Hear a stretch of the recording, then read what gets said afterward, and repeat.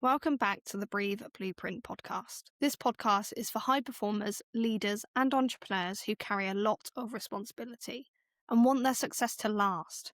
Here, we talk about performance, pressure, capacity, and the nervous system behind it all. Not in a dramatic burnout and breakdown way, but in a calm, intelligent, sustainable way. Because real performance isn't about pushing harder, it's about building the internal capacity that allows you to keep going without burning out. Be honest. How much have you spent on feeling better?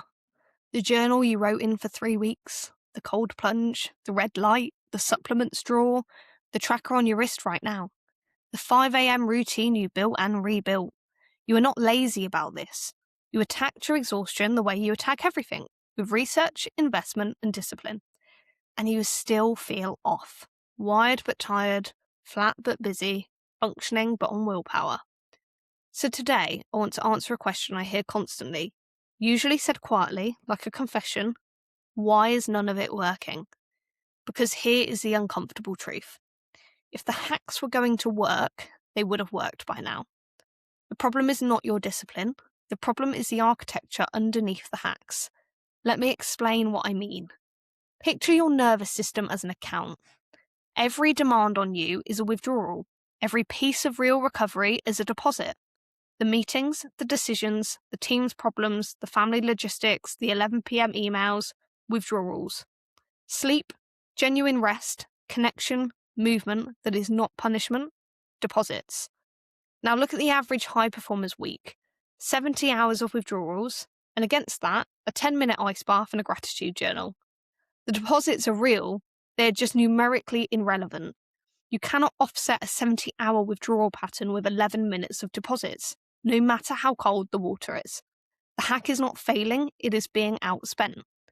That is the first problem. The second one is sneakier, and it is the one I really want you to hear because almost nobody says it. You are doing recovery in performance mode. Think about how you approach the hacks. You research the optimal protocol. You bought the best equipment. You track your scores.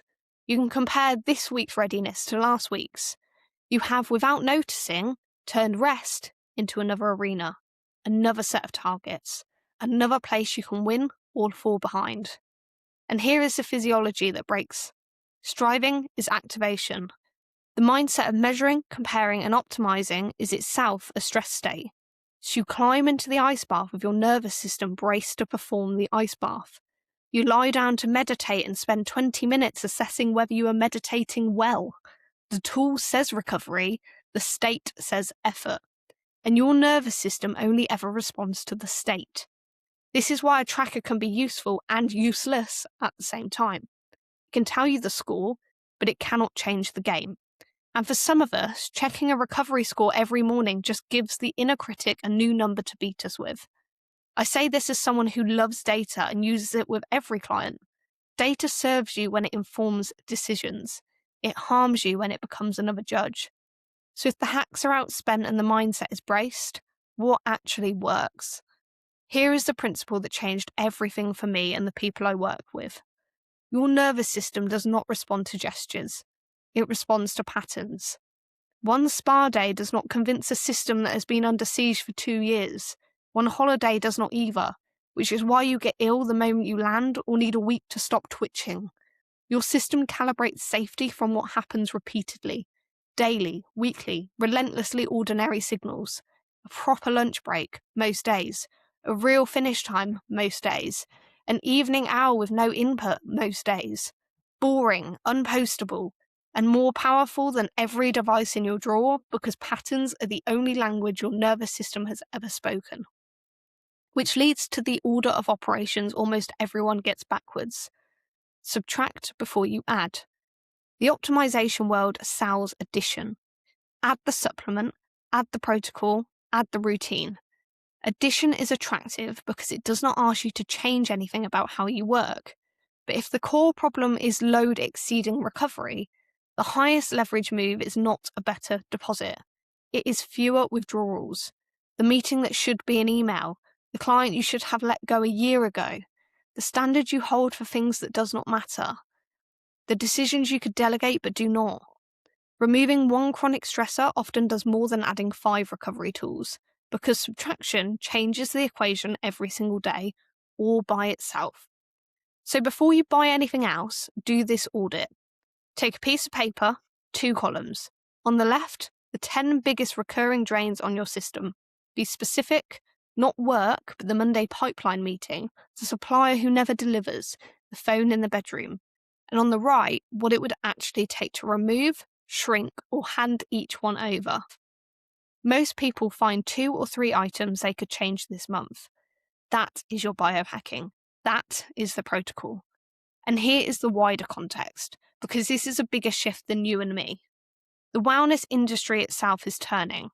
The conversation in 2026 has shifted from optimisation to regulation, from schools to states, from hacking the body to working with it.